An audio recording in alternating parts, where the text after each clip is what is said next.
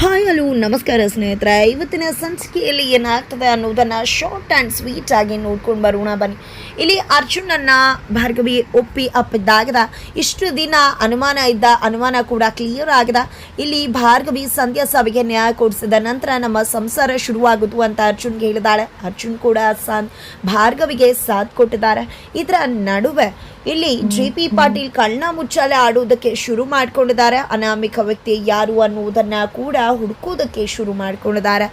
ಎತ್ತ ಕಡೆ ರೀತು ಒಂದು ರೂಮಲ್ಲಿ ರುದ್ರ ಅವರು ದುಡ್ಡಿನ ಬ್ಯಾಗನ್ನು ನೋಡ್ತಾರೆ. ಅದು ಏನು ಯಾರು ಕೊಟ್ಟರು ಎಲ್ಲವನ್ನ ಕೂಡ ಟೆಸ್ಟ್ ಮಾಡ್ತಿರ್ಬೇಕಿದ್ರೆ ಭಾರ್ಗವಿ ದೂರದಿಂದ ಅದನ್ನು ಅಬ್ಸರ್ವ್ ಮಾಡ್ತಿದ್ದಾಳೆ. ಬಟ್ ಇಲ್ಲಿ ರೀತು ಅದನ್ನು ನನ್ನ ಫ್ರೆಂಡ್ ಕೊಟ್ಟಿದ್ದು ಅಂತ ಹೇಳ್ತಿರ್ಬೇಕಿದ್ರೆ ಇಲ್ಲಿ ಭಾರ್ಗವಿಗೆ ಅನ್ನಿಸ್ತದೆ ಖಂಡಿತ ಇಲ್ಲೇನೂ ಅಡಗಿದೆ ಅಂತ ಅನ್ನಿಸ್ತದೆ. ಇದೇನಾದರೂ ಸಂಧ್ಯಾ ಸಾವಿಗೆ ಸಂಬಂಧಪಟ್ಟಿರಬಹುದಾ ಅಂತ ಅನಿಸುತ್ತೆ. ಹಾಗಾಗಿ ಇಲ್ಲಿ ಅರ್ಜುನ್ ಬಗ್ಗೆ ತಿಳ್ಕೊಂಡಿದ್ದಾಯಿತು, ಈಗ ಅವನ ತಂಗಿ ರೀತು ಬಗ್ಗೆ ತಿಳ್ಕೊಳ್ಳೋ ಸಮಯ ಅಂತ ಹೇಳಿ ರೀತುವಿಂದ ಡಿಟೆಕ್ಟಿವ್ ಕೆಲಸ ಮಾಡೋದಕ್ಕೆ ಮುಂದಾಗ್ತದಾಳೆ ಭಾರ್ಗವಿ.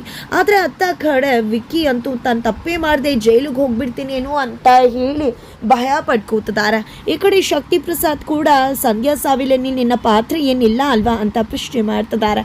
ಇದನ್ನೆಲ್ಲ ನೋಡ್ತಿದ್ರೆ ಖಂಡಿತವಾಗ್ಲೂ ಶಕ್ತಿ ಪ್ರಸಾದ್ ಕೂಡ ಇಲ್ಲಿ ಸಂಧ್ಯಾನ ಸಾಯಿಸಿಲ್ಲ, ವಿಕ್ಕಿ ಕೂಡ ಸಾಯಿಸಿಲ್ಲ, ವಂದನಾ ಕೂಡ ಸಾಯಿಸಿಲ್ಲ ಅನ್ನೋದು ಖಾತ್ರಿ ಆಗುತ್ತಾ. ಹಾಗಿದ್ರೆ ನಿಜವಾಗ್ಲೂ ರೀತುವನ್ನೇ ಸಾಯಿಸಿರೋದ? ಹಾಗಿದ್ರೆ ಭಾರ್ಗವಿ ರೀತು ಅನ್ನೋದು ಗೊತ್ತಾದ್ರೆ ಖಂಡಿತ ಸುಮ್ಮನೆ ಇರ್ತಾಳ. ಗಂಡನ್ನೇ ಸುಮ್ಮನೆ ಬಿಡದೆ ಬ್ಲಡ್ ಟೆಸ್ಟ್ ಮ್ಯಾಚ್ ಆಗತ್ತಾ ಅಂತ ಕಳಿಸ್ಕೊಟ್ಟವಳು ಭಾರ್ಗವಿ. ಅಂಥದ್ರಲ್ಲಿ ಇಲ್ಲಿ ರೀತು ತಪ್ಪು ಮಾಡಿದಾಳೆ ಅಂತ ಗೊತ್ತಾದ್ರೆ ಖಂಡಿತ ಸುಮ್ಮನೆ ಬಿಡೋದಕ್ಕೆ ಸಾಧ್ಯನೇ ಇಲ್ಲ. JP ಪಾಟೀಲ್ ಮನೆಗೆ ಪೊಲೀಸ್ ಅವರು ಬರುವುದು ಗ್ಯಾರಂಟಿ, ರೀತು ಕೈಗೆ ಕೋಳ ಹಾಕೋದು ಕೂಡ ಗ್ಯಾರಂಟಿ.